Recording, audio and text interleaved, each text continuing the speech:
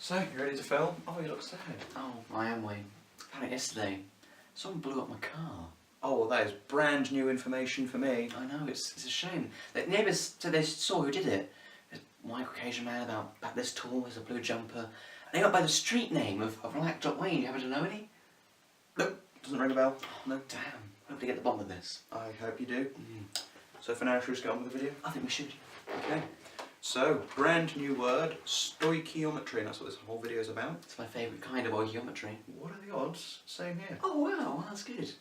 It's all to do with molar relationships in equations, so need an equation. We do. If you're told sodium plus chlorine, which is Cl2, that travels around in twos, makes sodium chloride.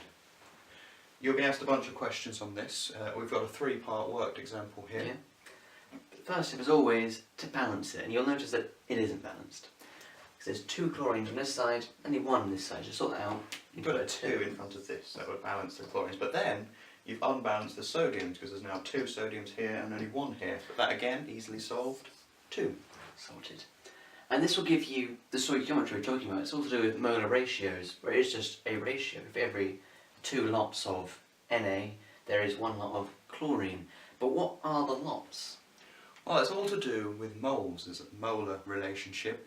So if you have X amount of moles of this, you'd have the same amount of moles here, because they both have this 2 in front of them. You'd have half the amount of moles here, because there's an invisible 1 in front of there, not an invisible 0, an invisible 1. And in more complex equations, you could have a 3 in front of the number, or even a 4, and you could find out the moles of different things. Now, why is that useful? Well, the questions, you've seen answering all of those. Gonna need that for the exam. So, I'll give you part A. I think that's a great plan. So, part A, they all start off in a similar way.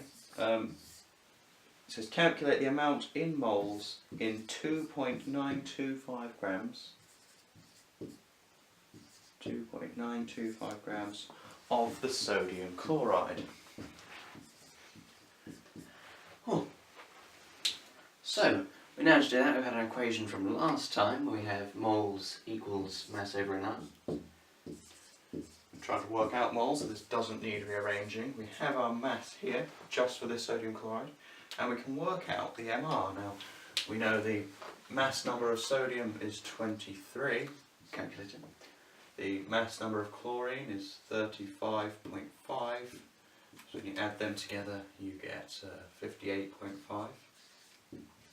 Then if you put that into that equation, you've got your mass, 2.925 over your MR, 58.5, will give you 0.05. 0.05, and that's moles. That's what you're working out.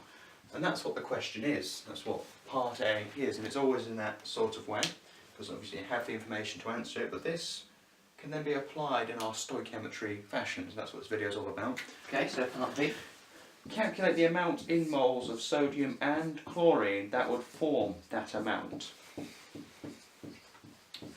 So we're working out moles of this and this, and you might be thinking, well, moles equals mass over MR, we've got to work out moles, but we don't have the mass for either of these. Stoichiometry is another way of doing it.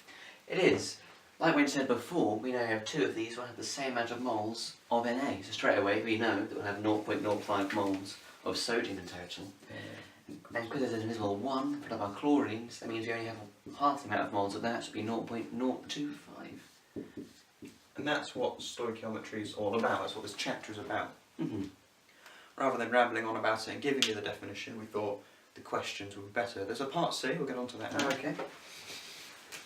Calculate the masses of sodium and chlorine that would form that amount. Now we can come back to this equation. Now that we have moles, we have MR, we've got to work out masses, and most questions in this fashion will take this sort of form. So we've got to rearrange this equation, will be the first step. Yes. So you need mass equals moles times MR. Yep, you're just taking the MR from this side over to this side to get mass on its own. So we're going to have to do this twice, once for sodium, once for chlorine. Absolutely. So our MR of sodium is 23. Yeah, 23. So you've got that times 0.05. And that will equal Calculator time. Absolutely. Didn't really need it though. 1.15. 1.15 grams. And chlorine, however, same thing. But because it's diatonic, Cl2, it's twice the amount of MR. Yes. So you got this 0.025 moles times, but instead of just 35.5, now it's 35.5 times 2, which is 71, because there's 2 of them to take account for. And that equals 1.775. 1.775. And we thought a worked example would be better than just moping on about the definition. Absolutely. We've got this for you. So here it is, and I think that's all about this chapter. Yeah, so without further ado, we'll get on to the next chapter. We'll see you there. You know, it's funny, Wayne. You look just like the person in the description. Oh, descriptions can be so vague nowadays.